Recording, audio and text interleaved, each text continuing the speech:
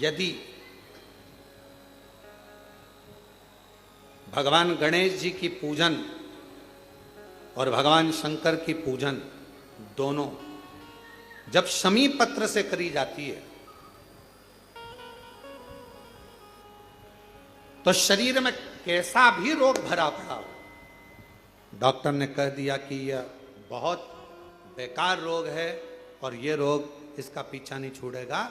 यदि आपको डॉक्टर ने कह दिया कि ऐसा है, डॉक्टर की दवाइयाँ लो, जांच कराओ, डॉक्टर को दिखाओ, रिपोर्ट लाओ, पर साथ में 7 स्थान बताए हैं जहां पर शमी पत्र को अगर चढ़ाते रहे तो वो रोग कितना भी बड़ा हो आखिरी में वो रोग समाप्त हो ही जाता है।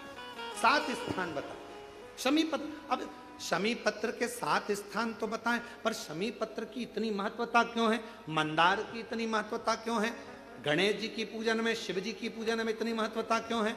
7 स्थान पर शमी पत्र का वर्णन किया गया।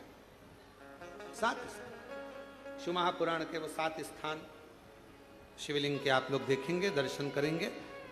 ये मानकर चलिए ये जलाधारी है, ये जहां से जल बहता है वो स्थान है, ये शिवलिंग है। समझ में आ रहा है सबको?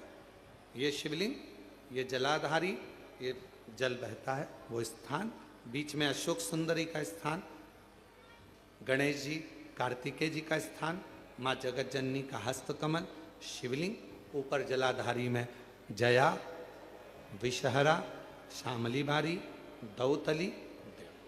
7 स्थान बताए। पहला स्थान अशोक सुंदरी का स्थान, द्वितीय स्थान भगवान श्री गणेश जी महाराज का स्थान, जहां गणेश जी का स्थान है सीधे भाग में उस। तृतीय स्थान मां पार्वती जी का हस्तकमल। चतुर्थ स्थान भगवान शंकर का शिवलिंग।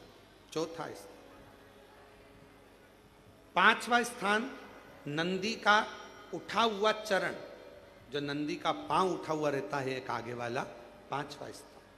और 2 शमी पत्र भगवान शंकर के सम्मुख में से अपनी कामना कर 3 बार पंचाक्षर मंत्र का या श्री शिवाय नमस्तुभ्यम का स्मरण कर वो शमी पत्र भगवान शंकर के शिवलिंग पर फिर समर्पित कर दिया जाए। अगर ये 7 शमी पत्र समर्पित कर एक बेलपत्र शिव जी को समर्पित करा जाता है तो धीरे धीरे कैसा भी बड़े से बड़ा रोग हो वो धीरे धीरे कटना प्रारंभ हो जाए।